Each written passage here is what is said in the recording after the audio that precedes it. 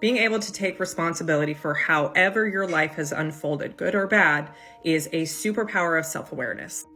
If you do not like any aspect of your life, looking back, being able to go back and look at how you got to this point and the decisions that you made or didn't make puts you into an empowered state rather than a victim state. When you are in a victim state, thinking everything is happening to me, it's the economy, it's the president, it's the world, it's my job, it's the kids, it's my husband, it's my partner, list all of the other things that you are now pushing responsibility away from you, you will not be able to change your current reality. You're just going to be waiting around. You're going to be getting more stressed, more miserable, and that's no fun way to live. But when you start to look at, ooh, okay, let's get curious about this. I don't like how this is going down. I don't like how this happened. I don't like how my relationship is. I don't like how I'm showing up in my life. I don't like the results of the place that I'm living, whatever. Take radical responsibility for it. Radical. Because this is how you actually start to reclaim your power. When you want to go, let's just use a relationship as example. Relationship didn't work out the way that you thought. Relationship became abusive. It became destructive to your health. You lost yourself in it. It's a narcissist, whatever. God, I can't stand that word. Look at where along the way you made micro decisions to ignore or accept the treatment that you were receiving. Because chances are there were probably, depending on how long you've been together, dozens, if not hundreds, if not thousands of moments where you self-abandoned, where your little brain went, ooh, I didn't like that. And then you just brushed over it and you didn't address it. Or you didn't advocate for your needs. Or when you did, they yelled at you. And so you just stop expressing your needs, except there is the self-abandonment. I would rather them not get upset at me than me actually be in a partnership where I'm valued and respected and not yelled at. I can't leave this relationship because of financial reasons. That's a choice. But Tara, I can't leave. I have no money. That's a math problem to solve for. It's a choice not to solve for the problem. It's a choice to stay in an unhealthy partnership. It is a choice to be treated the way that you are. Not necessarily that you can control them, but that you can allow access or not allow access to you. There can be consequences to the behavior that is not healthy for you. And part of that is looking at how little you value yourself that you would allow someone to treat you the way that you're being treated. A healing journey and a self-love journey to learn what is healthy love, healthy partnership, and what you're deserving of, not because you've earned it, but because you inherently deserve healthy reciprocal relationships, might be the first place that you need to start.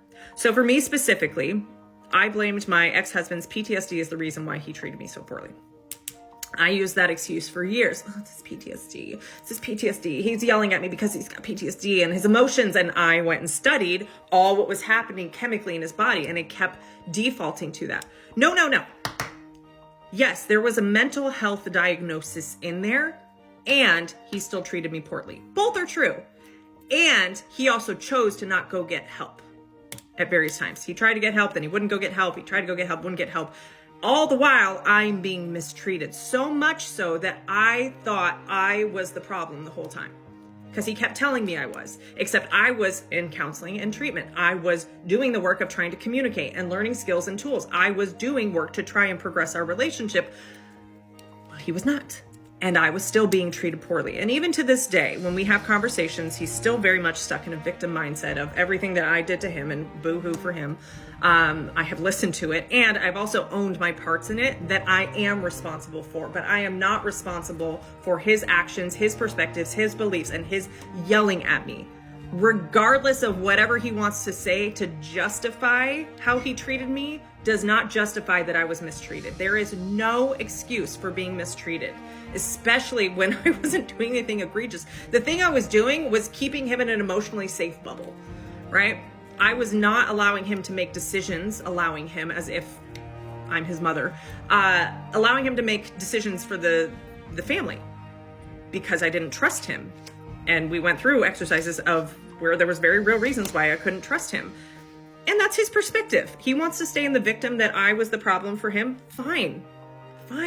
I've owned my shit and I've worked on it. So looking back at where I self-abandoned and recognized this wasn't going to be a healthy partner for me went all the way back to when we were dating. So 13 years before the divorce, there were 3 specific moments before we even got married that I remember going, I don't think that doesn't sit well with me, or ooh, I don't like this pattern, or wow, that was really underhanded and like rude of what he said, but I didn't speak up for myself.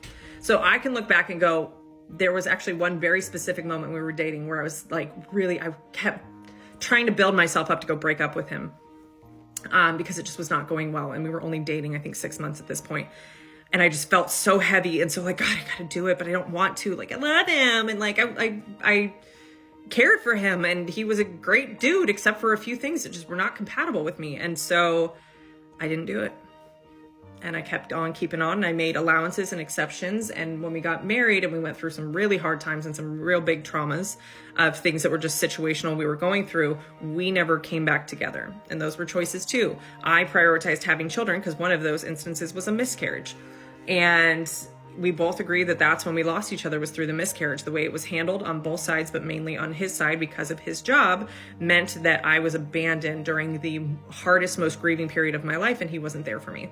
And when he came back, I was solely focused on having kids because of my grief. Again, all subconscious micro choices that I wasn't aware of the long-term impact. I was so desperate to survive. I don't even know that it would have mattered at that point after a miscarriage and the grief that I was experiencing what he wanted, because I was in so much pain to have a child after I've lost a child that's all I could focus on. And in hindsight, again, those were choices of I chose to focus so heavily on a kid that my connection with him was secondary to that want and that desire.